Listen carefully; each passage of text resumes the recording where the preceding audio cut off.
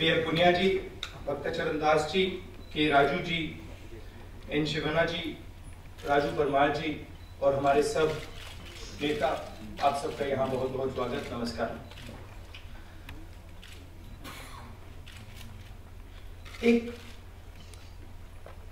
Aeronautics में एक escape velocity का कॉन्सेप्ट होता है। मालूम है आपको इस कॉन्सेप्ट के बारे में क्या होता है, ये बताएंगे जरा?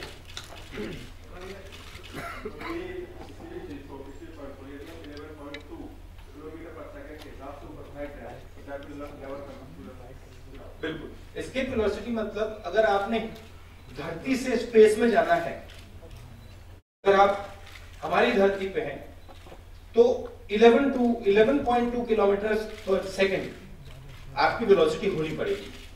अगर उससे कम होगी तो आप कितना भी करेंगे आप स्पेस में नहीं जा सकते, और उससे ज्यादा होगी तो आप निकल जाएंगे। तो जुपिटर की एस्केप वेलोसिटी क्या होती है?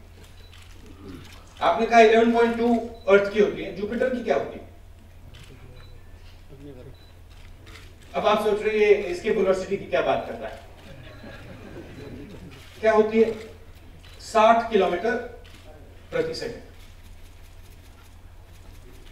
अगर कोई जुपिटर पर खड़ा है, अगर उसे जुपिटर की खेच से निकलना होता है तो उसे 60 किलोमीटर प्रति सेकंड एक्सेलरेशन होना चाहिए उसका। यहां हिंदुस्तान में हमारा जात का कॉन्सेप्ट है, इसमें भी एक एस्केप वेलोसिटी होती है। अगर आप किसी जात के हैं और अगर आपको सक्सेस पानी है तो आपको भी एस्केप वेलोसिटी की जरूरत होती है।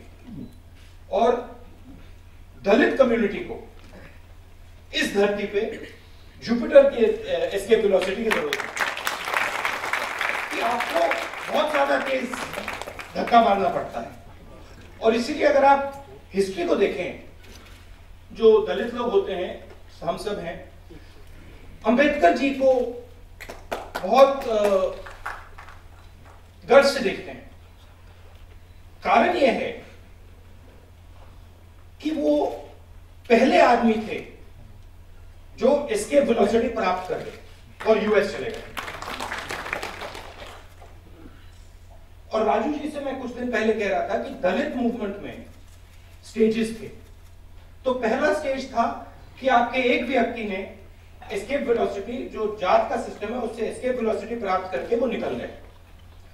और उन्होंने, जैसे आप जानते हैं, कॉन्स्टिट्यूशन का काम किया और कांग्रेस पार्टी के साथ रिजर्वेशंस का कॉन्सेप्ट निकला। पहले स्टेज में अंबेडकर जी ने काम किया और पहला स्टेज था कि सब लोगों को दिखा कि एक व्यक्ति निकल गए। दूसरा स्टेज कांशीराम जी का स्टेज, और कांशीराम जी ने क्या किया,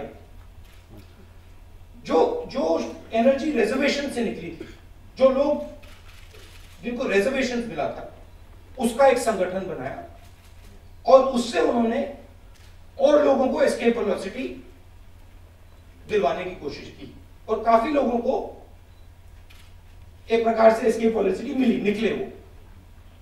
अब तीसरा स्टेज है। दूसरे स्टेज में मायावती जी ने रोल प्ले किया था, मगर सबसे जरूरी बात लीडरशिप डेवलपमेंट की है। अगर आप इस मूवमेंट को आगे बढ़ाना चाहते हैं तो एक दलित नेता, दो दलित नेता से काम नहीं बनने वाला, लाखों दलित नेताओं की जरूरत है। और जो सेकंड मूवमेंट थी, वहां पे नेता का प्रोडक्शन बिल्कुल बंद हो गया। तो वहां पे जो लीडरशिप है मूवमेंट की, उसको मायावती जी ने कैप्चर कर लिया है और वो बाकी लोगों को उभरने नहीं देती है। उनका पर्सनल बात है, मगर वो रिजल्ट ही आ रहा है। और ये हमारे लिए एक बहुत बड़ी अपॉर्चुनिटी है कांग्रेस पार्टी के लिए, जिसने दलितों के लिए हिस्टोरिकली बहुत बड़ा काम किया है। इसलिए ये मीटिंग हम यहां बुलाए हैं और इसलिए मैंने राजू जी को, पुनिया जी को और बाकी जो लीडर्स हैं उनको एक जिम्मेदारी दी है कि कांग्रेस पार्टी में हमें सिस्टमैटिकली दलित नेतृत्व तैयार करना है, हर लेवल पे, पंचायत लेवल पे, एमएलए लेवल पे, एमपी लेवल पे और पॉलिसी लेवल पे। इसलिए आपको यहां बुलाया गया है और इसलिए आप आने वाले समय में डिस्कशन करेंगे, पॉलिसी के बारे में डिस्कशन करेंगे, लीडरशिप डेवलपमेंट के बारे में डिस्कशन करेंगे और मैं भी, पुनिया जी ने मुझे कहा है, मैं भी उसमें शामिल होने की कोशिश करूंगा। मैं आपको अपनी पर्सनल बात बता देता हूं।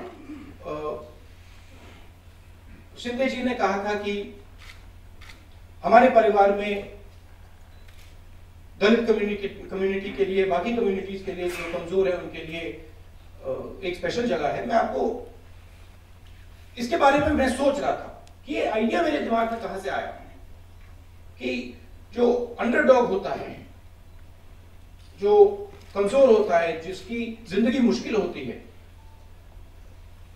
उसका साइड लेने की आदत मुझे कहां से आई। मैं इसके बारे में सोच रहा था कि मुझे याद नहीं था कि ये कहां से आया मेरे दिमाग में।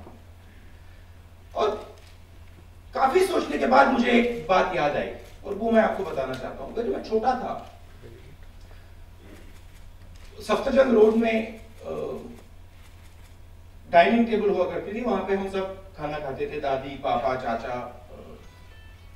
और एक दिन लंच के बाद मैं और मेरी दादी वहां बैठे थे, बाकी लोग चले गए थे और वो बातचीत कर रही थी मुझसे,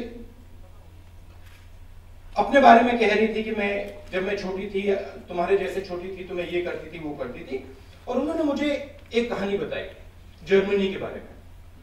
उन्होंने मुझे कहा कि जब मैं बहुत छोटी थी, मैं जर्मनी गई थी और जर्मनी जब गई उस टाइम हिटलर का समय था और वहां पे पूरा का पूरा देश हिटलर को फॉलो कर रहा था। और मैं एक आइस हॉकी मैच देखने गई अपने दोस्तों के साथ। और जब हम आइस हॉकी मैच गए, वो जर्मनी और किसी और टीम के साथ मैच चल रहा था। जब हम वहां गए, मैच शुरू हुआ, जर्मनी दूसरी टीम की मतलब दबाकर पिटाई कर रही थी, गोल के ऊपर गोल, गोल के ऊपर गोल, गोल के ऊपर गोल मार रही थी। और मेरी दादी ने कहा कि मुझे वो बहुत खराब लगा कि यहाँ दो टीमें हैं और एक टीम की बहुत बुरी तरह पिटाई हो रही है और पूरी जो क्राउड थी वो जर्मनी के साथ थी। तो जब गोल लगता था बहुत जोरों से चिल्लाते थे। मैच में जो ऑपोजिशन टीम थी उन्होंने एक एक्शन कर दिया जो थोड़ा जैसे कोई हारना होता है, उसका मतलब एक गोल की ओर एक एक्शन कर दिया और मेरी दादी खड़ी हो गई और दादी ने ताली बजाई। और जैसे दादी ने ताली बजाई, बाकी लोगों ने, वो अकेली खड़ी हुई क्योंकि पूरा का पूरा स्टेडियम उनके खिलाफ, उस टीम के खिलाफ था और उस टाइम फीलिंग भी काफी अग्रेसिव थी। तो जैसे दादी खड़ी हुई, जो पूरा स्टेडियम था वो चिल्लाने लगा उनके खिलाफ। और मेरी दादी ने कहा कि जैसे वो चिल्लाया मैं बैठ गई, डर के बैठ गई। और फिर उसके बाद मैंने सोचा कि ऐसे डर के जो मैं बैठी हूं, अपनी जिंदगी में कभी नहीं बैठूंगी। क्योंकि अगर मैं सही काम कर रही हूं और किसी की यहां पिटाई हो रही है या कोई बुरी तरह हार रहा है, चाहे वो कोई भी हो, अगर मैं सही काम कर रही हूं और मुझे चिल्लाकर बैठाया जा रहा है, डरा कर बैठाया जा रहा है, तो मैं अपनी जिंदगी में कभी नहीं बैठूंगा। ये उन्होंने मुझे बताया प्लीज।